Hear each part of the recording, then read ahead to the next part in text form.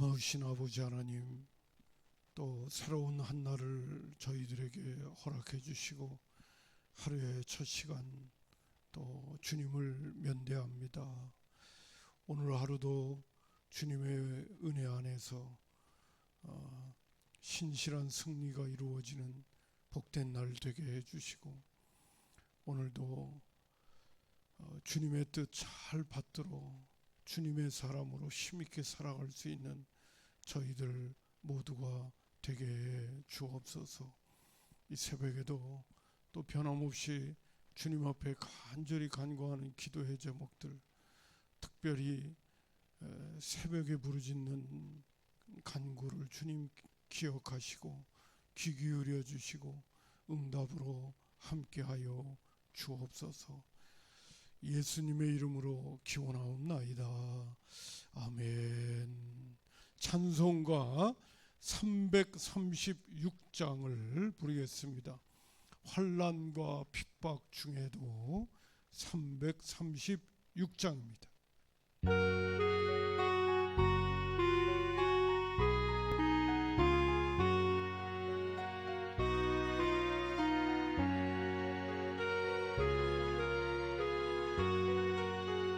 환난과 핍박 중에도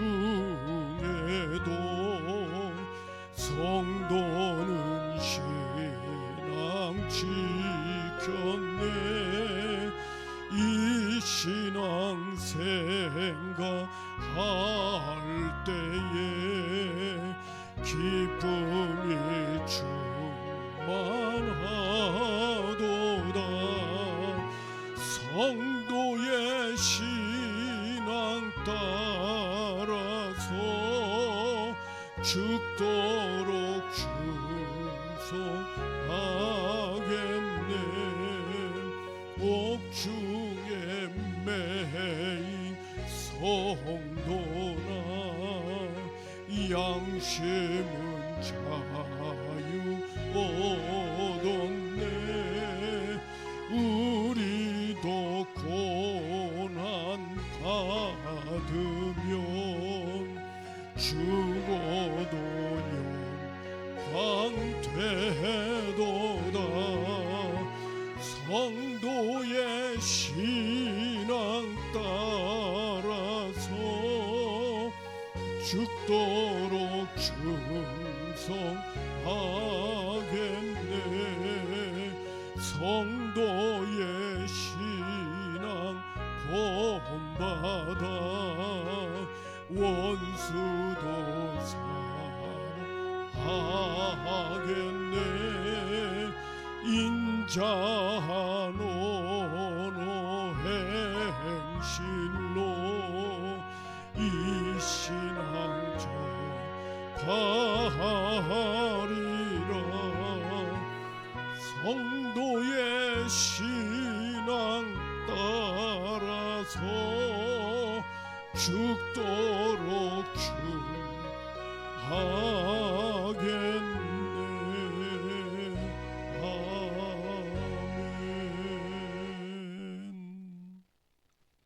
하나님의 말씀은 에레미야서 37장, 오늘은 11절부터 끝절 21절까지 보겠습니다. 에레미야서 37장 11절부터 21절까지입니다. 구약 1113쪽. 다 찾으셨는 줄 알고 한 목소리로 합독하겠습니다. 시작. 갈대아인의 군대가 바로의 군대를 두려워하여 예루살렘에서 떠나매 예레미야가 베냐민 땅에서 백성 가운데 분깃을 받으려고 예루살렘을 떠나 그리로 가려 하여 베냐민 문에 이른즉 하냐냐의 손자여 셀레마의 아들인 이리야라 이름하는 문지기인 우두머리가 선지자 에레미야를 붙잡아 이르되 내가 갈대아인에게 항복하려 하는도다. 에레미야가 이르되 거짓이다. 나는 갈대아인에게 항복하려 하지 아니하노라. 이리야가 듣지 아니하고 에레미야를 잡아 고관들에게로 끌어가매 고관들이 노여워하여 에레미야를 때려서 서기관 요나단의 집에 가두었으니 이는 그들이 이 집을 옥으로 삼았음이러라. 에레미야가 뚜껑 씌운 웅덩이에 들어간 지 여러 날 만에 시드기야 왕이 사람을 보내어 그를 이끌어내고 왕궁에서 그에게 비밀이 물어 이르되 여호와께로부터 받은 말씀이 있느냐. 에레미야가 대답하되 있나이다. 또 이르되 왕이 바벨론 왕의 손에 넘겨지리이다. 에레미야가 다시 시드기야 왕에게 이르되 내가 왕에게나 왕의 신하에게나 이 백성에게 무슨 죄를 범하였기에 나를 옥에 가두었나이까. 바벨론의 왕이 와서 왕과 이 땅을 치지 아니하리라고 예언한 왕의 선지자들이 이제 어디 있나이까. 내 주 왕이여 이제 청하건대 내게 들으시며 나의 탄원을 받으사 나를 서기관 요나단의 집으로 돌려보내지 마옵소서. 내가 거기에서 죽을까 두려워하나이다. 이에 시드기야 왕이 명령하여 에레미야를 감옥들에 두고 떡 만드는 자의 거리에서 매일 떡 한 개씩 그에게 주게 하며 성중에 떡이 떨어질 때까지 이르니라. 예레미야가 감옥들에 머무니라. 아멘. 오늘 11절부터 주시는 말씀은요, 갈대아인의 군대가 바로의 군대를 두려워하여 예루살렘에서 떠났다고 그랬어요. 어제 드렸던 말씀처럼 애굽 군대가 이제 군사를 일으켜 가지고 바벨론 나라와 싸우려고 애굽을 떠났다는 소식을 들을 적에 지금 바벨론 나라가 예루살렘을 에워싸고 있을 그런 형편이 안 되거든요. 어떻게 하든지 또 애굽과 대처해야 되는 그런 입장이 되기 때문에 오늘 나오는 말씀 가운데는 바로의 군대를 두려워했다고까지 말을 하고 있습니다. 그래서 예루살렘에서 철수를 하게 되어지죠. 그러니까 이제 예루살렘 성 문은 굳게 닫혀 있고 백성들은 예루살렘 성 안으로 피신해 있는 그런 상황인데, 예루살렘 성은 얼마나 지금 힘들고 어렵겠습니까? 근데 바벨론의 군사가 성을 에워싸고 있다가 잠시 떠났다고 그러니까 이제 밖으로 나갈 수가 있잖아요. 근데 이때 12절에 보니까 에레미야가 베냐민 땅에서 백성 가운데 분깃을 받으려고 라고 말합니다. 에레미야는 베냐민 족속이에요. 그리고 제사장 실기야의 아들이었습니다. 근데 여기 분깃을 받는다고 그러니까 뭐 상속을 받을 그러한 것이 있었던 것 같아요.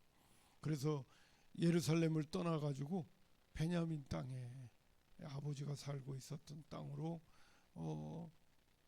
이제 잠시 길을 떠나게 되어지죠. 그리고 이제 13절에 보니까 베냐민 문에 이른즉이라고, 베냐민 이제 땅에 있는 성에 이르렀더니만요, 셀레마의 아들인 이리야가요, 그 문지기 우두머리였는데 선지자 에레미야를 붙잡고 네가 갈대아인에게로 가가지고 항복하려고 한다. 너는 배신자야 이놈아 하면서 에레미야를 붙잡아가지고 옥에다가 가둡니다. 뭐 에레미야가 나는 지금 그런 걸 하려고 지금 베냐민 땅에 온 게 아닌데, 나는 그렇지 않다고, 나는 지금 상속 문제 때문에 잠시 베냐민 땅에 온 거라고 그렇게 얘기했는데도 믿질 않는 거예요. 그래갖고 고관들에게 끌고 가가지고요 얘기를 합니다. 그랬더니 그냥 고관들이 노여워가지고 15절에 보니까 에레미야를 그냥 때리는 거예요. 그리고 서기관 요나단의 집에 가두었는데 이 집을 옥으로 사용하고 있었대요. 그럼 서기관 요나단은 어디서 어떻게 살고 있는지 생각보다 궁금합니다.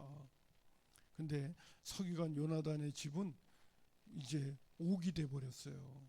감옥으로 그렇게 사용하고 있었다는 겁니다. 거기에 이제 에레미야 선지자가 갇히게 되어지죠. 근데 그 옥에 갇히게 되는데 어느 정도의 환경이었느냐 하면 16절에 보니까 에레미야가 뚜껑 씌운 웅덩이에 들어간 지가 여러 날이에요.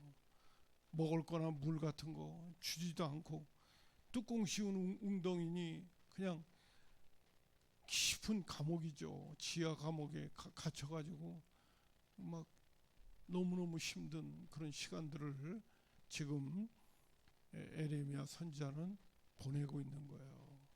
정말 하나님의 뜻을 받들어서 제대로 살겠다고 이렇게 하나님의 말씀을 받아 목숨 걸고 전하고 있고 어떻게 하든지 왕을 살리고 백성을 살리고 예루살렘 성을 살리려고 애를 쓰고 있는 에레미야가 도리어 이런 그냥 고생과 어려움을 당하고 있는 거예요. 여러분 어떻게 생각하십니까? 믿음 생활 잘하면 다 좋은 일만 생길까요? 하나님의 말씀에 순종하고 주님의 뜻대로 살려고 하면 뭐 내가 생각하는 대로 편안한 일들만 주어질까요? 그렇지 않아요. 오늘 예수님께서는 이런 말씀들 하셨어요. 너희가 세상에서는 환난을 당하나 담대하라. 내가 세상을 이겼다고 그러고 너희들보다 먼저 나를 핍박했다고도 예수님 말씀하셨어요. 그렇기 때문에 어떤 면에서 신앙생활하고 예수님 따라간다는 거는요, 예수님 안 따라가는으로 인하여 내가 이 세상에서 좀 편안하게 어려움 없이 고생 안 하고 내가 살겠다 그러면 그런 부분에만 초점을 맞추어서 인생을 살겠다고 한다면 예수 안 믿는 게 훨씬 나을 수 있어요. 예수님은 말씀을 하셨어요. 나를 따라오고 나를 믿고 가게 되면 세상하고는 부딪힌다는 거예요. 세상하고는 충돌이 이루어지고 세상이 너희들보다 나를 먼저 미워한다고 말씀하고 계세요.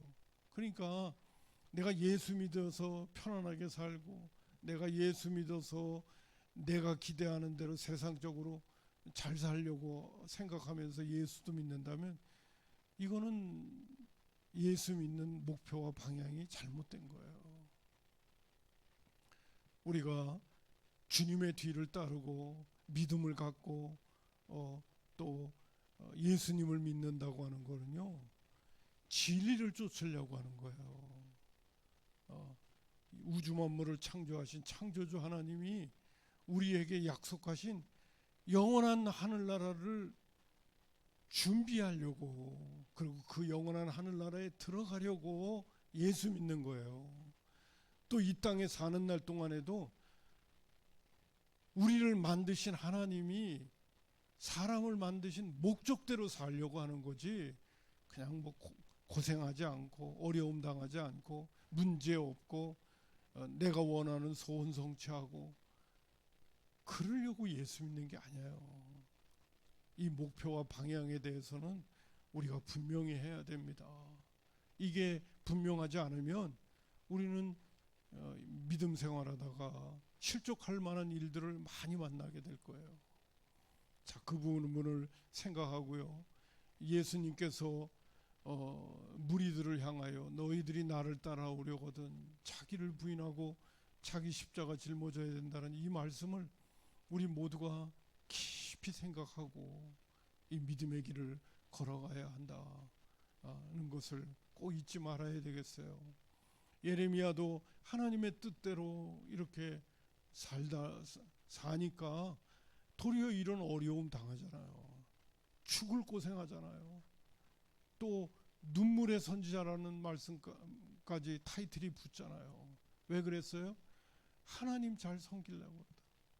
하나님의 뜻대로 살려고 하다가 지금 이런 입장이 되는 거예요.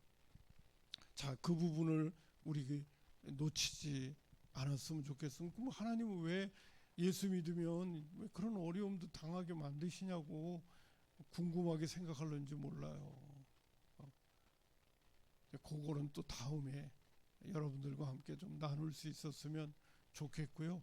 오늘은 분명한 사실 한 가지, 믿음 생활 잘 하려면 오늘도 세상과 부딪히고 또 세상에 미움거리도 되어지고 어려움도 우리 가운데는 주어지기 때문에 각오하고 예수 믿어라.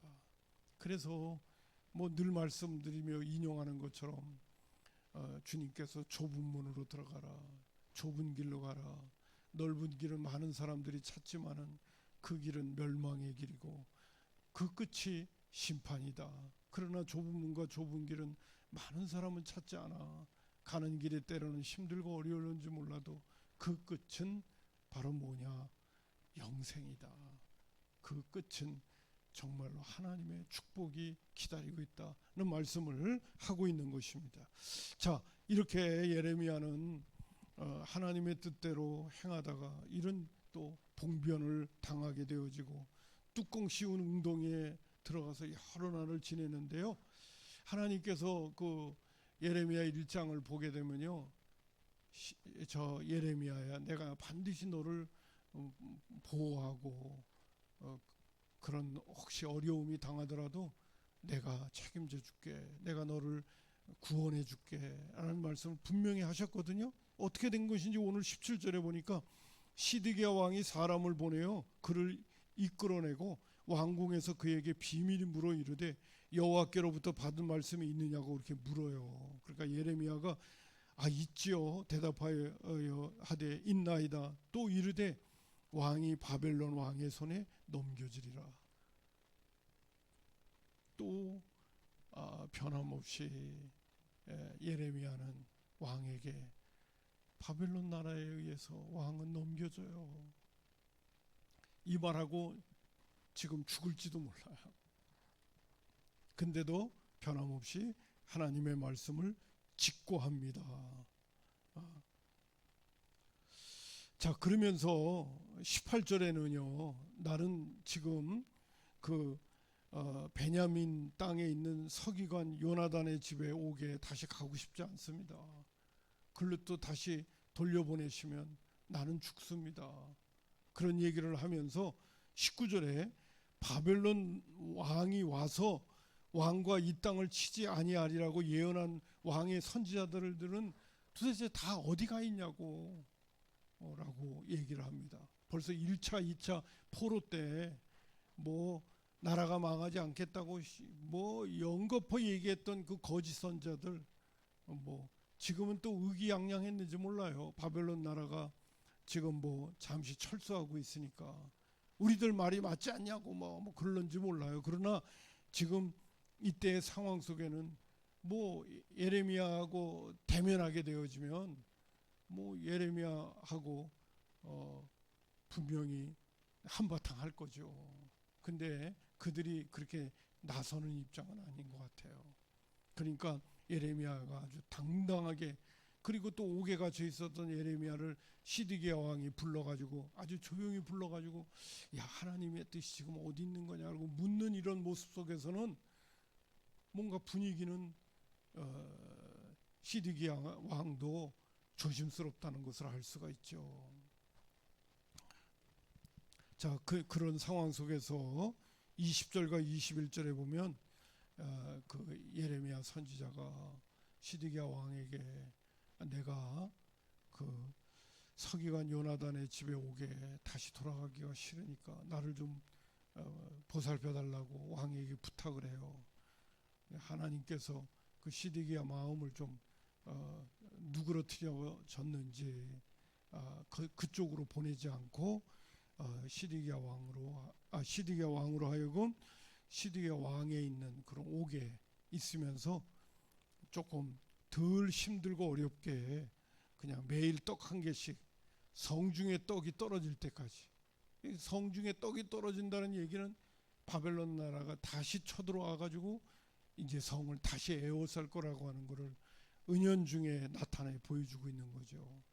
예레미야가 시드기야 왕의 옥에 갇혀 있게 되어지는 그런 상황이 오늘 본문의 말씀 가운데 나오고 있는 겁니다. 오늘 말씀 속에서 주시는 중요한 교훈이 무엇일까요?